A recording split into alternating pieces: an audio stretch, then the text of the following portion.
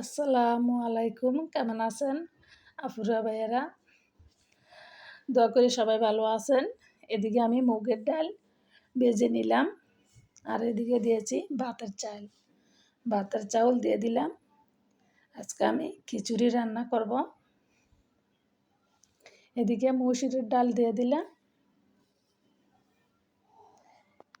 এখন এই যে মুগের ডালটা ভেজে নিলাম, এখন দিয়ে দিলাম।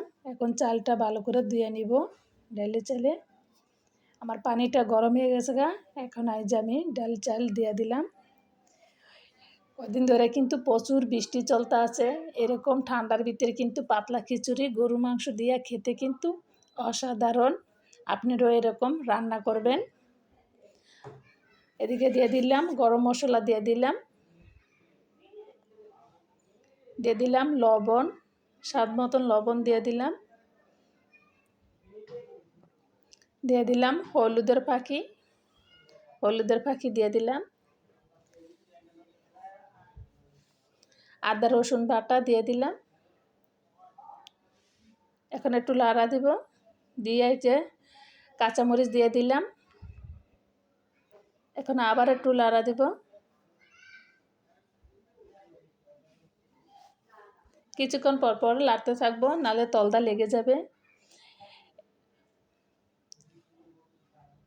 এখন আমি এই যে তেলের ভিতরে পেঁয়াজটা বাগারটাও নিতে আসি, যে আমি খিচুড়ির ভিতরে বাগারটা দিব পেঁয়াজে। এখন এই যে টালা জিরার ফাঁকি দিয়ে দিলাম।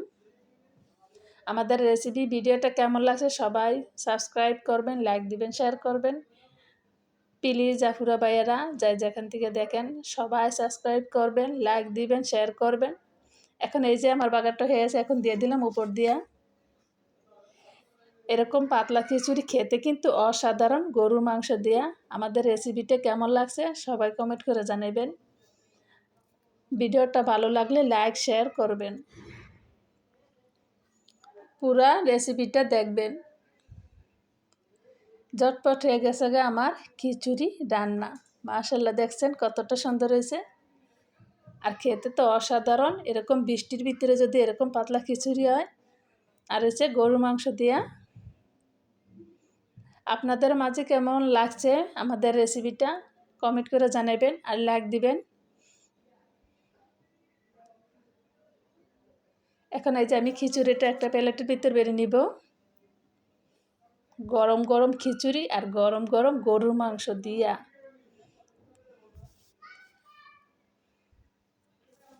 কেমন লাগছে রেসিপিটা প্লিজ সবাই লাইক দিবেন, শেয়ার করবেন, কমেন্ট করে জানাবেন কেমন লাগছে।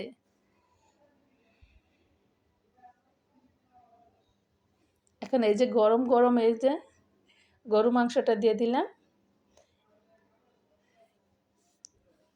মজার মজার খাবার খেতে কার না ভালো লাগে, এরকম বৃষ্টির ভিতরে ঠান্ডার ভিতরে গরম গরম খিচুড়ি আর এসে গরু মাংস।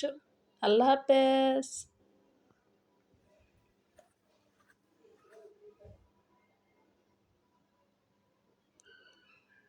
এখন এই যে আমি খেয়ে নিলাম।